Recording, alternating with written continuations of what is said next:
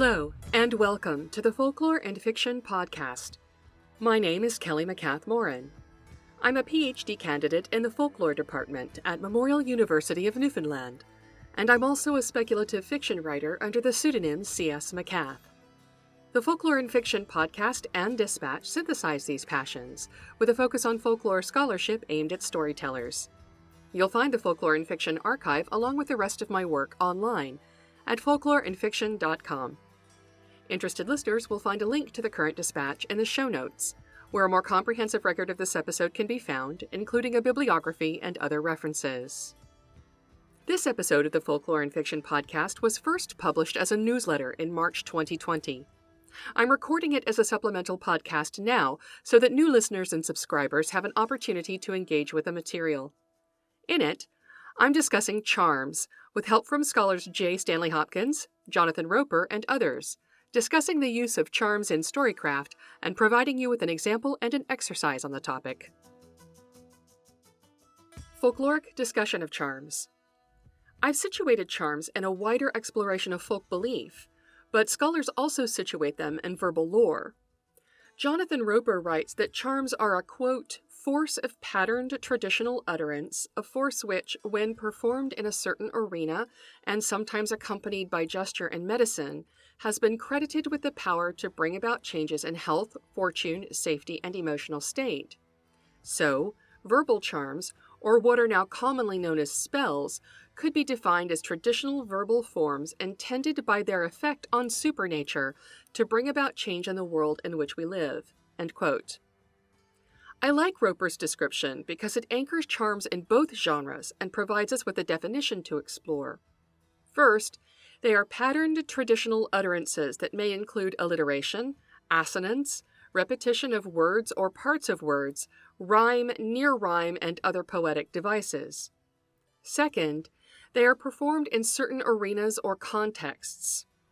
Monica Kropic writes in Slovenian charms, moon phases are especially important because they, quote, can greatly affect the outcome of a ritual, hastening or impeding the healing process, end quote.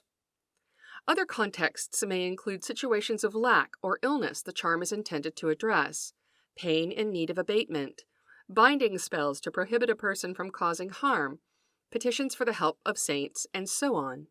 Third, there is the gestural component of Roper's description, which he describes as an enactment, adding that, quote, healing charms may be accompanied by particularly elaborate rituals involving massaging or stroking, blowing upon or spitting upon the sick part of the patient, the application of special preparations, etc., end quote. Finally, there may be actual medicine in a charm. Andrea Bargan writes that Germanic charms contained true medical prescriptions, often based on much respected herbs. Together, these components work in both the supernatural and the natural worlds to effect change. There are two more charm elements not mentioned in Roper's description that I'd like to address here before we look at an example. First, charms may be written down, in which case they are still counted as verbal lore but function as talismans. This is important to the present newsletter edition because the fictional example below contains talismans. Second, charms may contain other kinds of material culture besides herbs. Knives, foods, and other ingredients or accessories may also play a part in their creation and performance. Merseburg Charm 2, for an injured horse.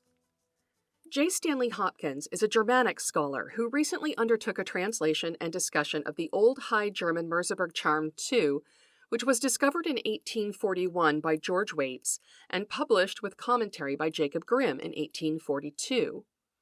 Hopkins writes that both Merseburg charms, quote, provide an extraordinarily rare window into the pre-Christian beliefs of the continental Germanic peoples, end quote, and goes on to illuminate the cosmological underpinnings of MZ2 in an article well worth reading in its entirety. Merseburg 2 contains several charm elements familiar to scholars of the genre, but for the sake of brevity, I'll limit it.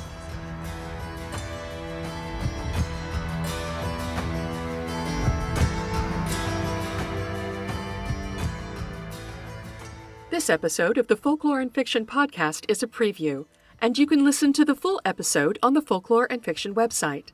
Just click on the dispatch link in the show notes or go to folkloreandfiction.com and sign up for a free account.